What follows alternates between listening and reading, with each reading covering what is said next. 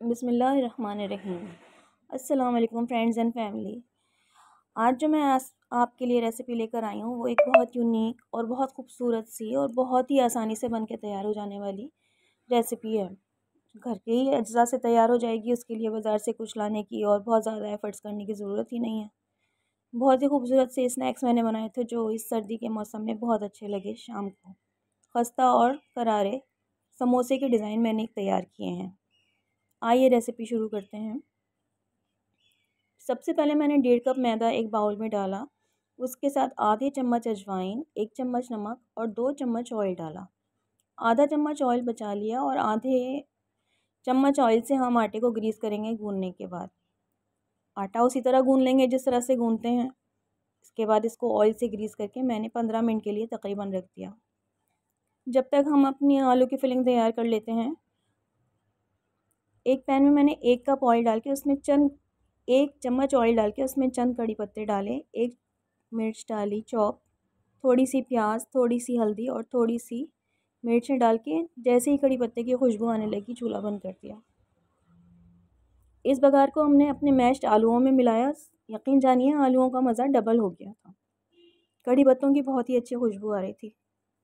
हस्बे ज़ायक़ा नमक मिलाया और 2 चम्मच के करीब कॉर्नफ्लोर मिला के आलूओं को अच्छी तरह से मैश कर लिया। इसकी छोटी छोटी बॉल्स बना के रख ली एक साइड पे, ताकि जब हम इनकी फिलिंग के लिए इसको अपनी रोटी के ऊपर रखें तो कोई परेशानी ना हो।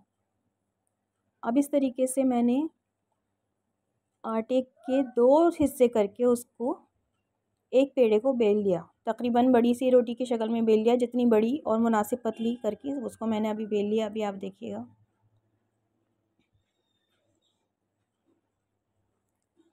इसके किनारे थोड़े फटे फटे हो गए थे तो मैंने इसको खूबसूरत सी गोलाई देने के लिए ये तरीका इस्तेमाल किया। अब इस बड़ी सी रोटी के मैं 8 हिस्से करने लगी हूँ। पिज़्ज़ा कटर ले लें या फिर छुरी ले लें। इसके 8 बराबर के हिस्से करने हैं तिकोन शेप में। बिल्कुल इस तरीके से कीजिएगा, बहुत आसानी से हो जाएंगे।